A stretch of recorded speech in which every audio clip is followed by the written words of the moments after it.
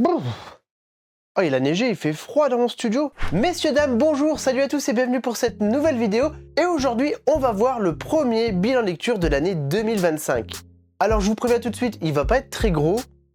Parce que je vous le rappelle, en janvier, j'ai lu 4 mangas. Je me suis quand même rattrapé en février, mais il y aura quand même pas énormément de mangas. Vous allez voir, ce sera assez rapide. Et donc c'est parti, on commence le programme comme d'habitude avec La Trinité.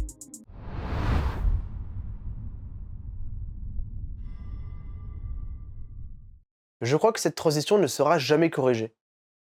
La Trinité, c'est les 3 mangas qui sont prioritaires, qui sont toujours présents dans les bilans lecture. Comme d'habitude, il y a les Berserk. J'ai lu le tome 28 et le tome 29 de Berserk, et mon avis n'a pas énormément changé. Ça reste un chef-d'œuvre, mais il y a une très grosse différence entre le début de la série qui est très sombre, dark fantasy. Maintenant, on est plus sur du jeu de rôle, heroic fantasy, avec une équipe qui traverse le monde pour protéger une fille. Voilà, on est vraiment très loin des débuts, mais ça reste un chef-d'œuvre. Excellente série, Berserk de Kentaro Miura. Et donc le tome 28 et le tome 29 vont venir compléter cette petite fresque. Bientôt le cas. Le deuxième manga, c'est Ikigami Préavis de mort. J'ai lu le tome 2, donc c'est l'équivalent de 4 tomes, c'est des tomes doubles. Et je vous rappelle, les 6 premiers tomes sont à gagner avec des centaines de mangas pour le concours manga. On en parle juste après.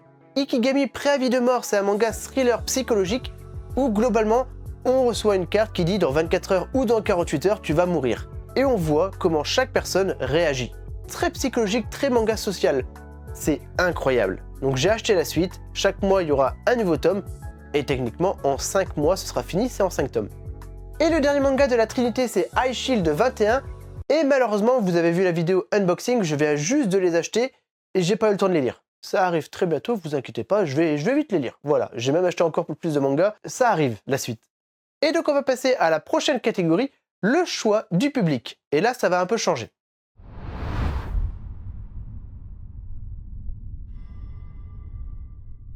Lors du dernier bilan lecture, vous n'avez pas voté pour un manga, mais vous avez voté pour une fresque. La fresque Gannibal. Elle n'est pas encore là, mais elle va arriver très prochainement, il y aura une nouvelle fresque, ce sera la fresque Gannibal. Et donc cette année, ça va changer un petit peu, vous n'allez pas voter pour des mangas, vous n'allez pas voter pour des fresques, je vais tout simplement vous donner des mangas. Et donc lors de la dernière vidéo, il y a déjà eu 2 gagnants, à savoir Ourla Chapter et Firefly, qui sont repartis chacun avec 15 mangas de leur choix. Parmi une longue liste de plus de 200 mangas. Et donc durant toute cette année, je vais rajouter des mangas à gagner, et tous les 2 mois, à chaque bilan lecture, il y aura à chaque fois 2 gagnants qui vont choisir 15 mangas chacun. Pour participer au concours et pour gagner des mangas, c'est très simple. Première étape, il suffit juste d'être abonné. Abonnez-vous à ma chaîne, c'est la première étape pour gagner des mangas. Et je vous explique les détails du concours en fin de vidéo. Et donc pour poursuivre, on va passer aux séries poursuivies.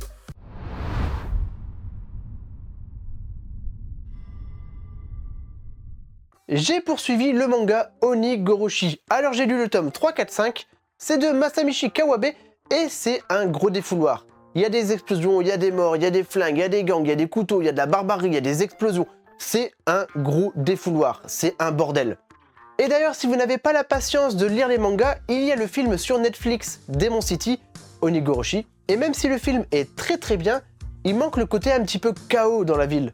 Le côté où Sakata est censé foutre le bordel, bah oui, il se venge, mais il n'y a pas ce côté où il explose des bus, il explose des bâtiments, il détruit des ponts, il n'y a pas ce côté chaos, bordélique, apocalypse de la ville. Sinon, le manga est incroyable, le film est très sympa, très bien réalisé. J'ai une préférence quand même pour le manga qui est un peu plus bourrin. Et donc le tome 3, 4, 5 de Onigoroshi, à lire absolument si vous aimez les mangas violents. Pour le coup, je dis pas souvent que les mangas c'est forcément violent, Onigoroshi c'est violent. C'est pour public averti, il y a du sexe, il y a de la violence, il y a des morts. En 4 tomes, il y avait 80 morts. Voilà, c'est bourrin, c'est trop bien. Lisez Onigoroshi, c'est trop bien. J'ai poursuivi le manga Tokyo Revenger, le tome 9 et 10, et je sais plus si c'était Tokyo Revenger ou High Shield 21 qui était de la Trinité. J'ai un doute. Dans tous les cas, il y a la fresque, dans tous les cas, la fresque va avancer, et dans tous les cas, c'est un manga très sympathique. C'est de Ken Wakui, c'est un manga furieux voyage dans le temps, j'en ai parlé très souvent, je ne vais pas en reparler encore, et j'ai encore beaucoup de tomes à lire. Il me semble que j'ai jusqu'au tome 17, donc j'ai encore de la lecture à faire. On en reparlera bien sûr en détail prochainement, pour l'instant j'ai pas beaucoup avancé, mais ça reste un très bon manga. C'est déjà fini pour les séries poursuivies, je vous l'ai dit, ce sera un petit bilan lecture. Mais je vous rassure, on va passer aux séries terminées.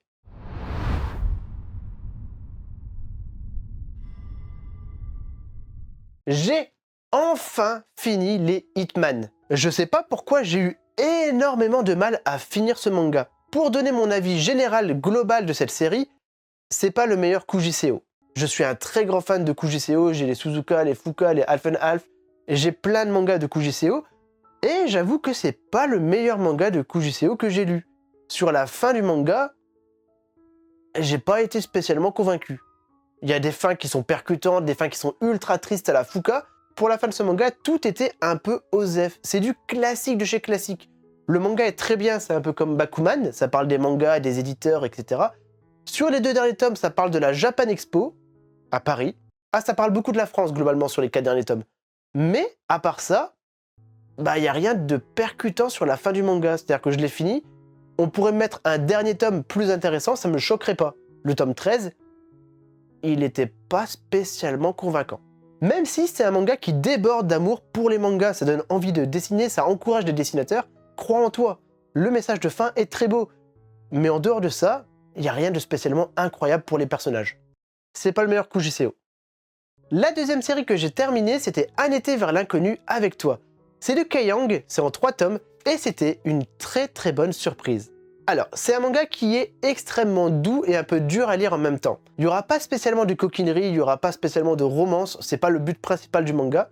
On va tout simplement suivre un couple de filles qui vit en ville et qui n'est pas très heureux actuellement, parce qu'il faut trouver du travail, parce que la vie à Tokyo c'est très très effréné, c'est compliqué. Et donc elle décide de partir, de tout plaquer, pour vivre sur une île à 2.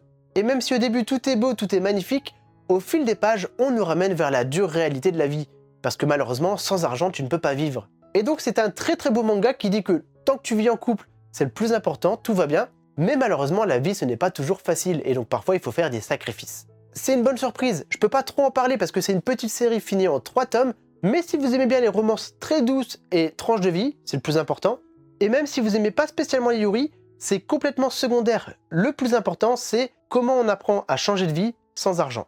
C'est une excellente série de Kei-Yang en 3 tomes, j'ai vraiment beaucoup aimé ce manga. Et on a déjà fini avec les séries terminées. Alors, c'est pas énorme, mais j'ai prévu un planning de lecture incroyable. Cette année, je vous ai dit, on va finir un max de séries. Dans le prochain bilan lecture, déjà, ce sera énorme. Et donc, on passe aux séries commencées.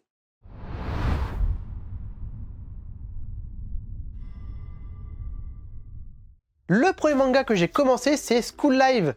C'est un manga un peu comme les High School of the Dead, avec des zombies. Ouais. Vous le savez, j'adore les zombies, il fallait que je lise ce manga en priorité. Et globalement, c'est un manga un peu psychologique. J'en ai déjà parlé, il y a une fille du groupe qui est un peu instable, pour elle, tout va bien.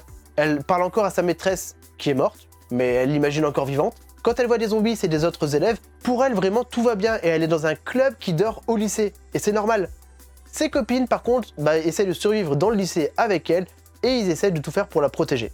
Il y a une espèce de dualité entre tout va bien et tout va mal, c'est l'apocalypse. Ce manga est incroyable et on voit les différentes perceptions entre les différents personnages. J'ai adoré cette série, c'est tout mignon et un peu comique, c'est un peu glauque avec un petit peu de stress pour survivre. Il y a vraiment une espèce de bipolarité dans ce manga, c'est trop bien. C'est de Sadaru Shiba au dessin et de Norimitsu Kawu au scénario, une très très bonne série. Voilà, je l'ai vraiment bien aimé.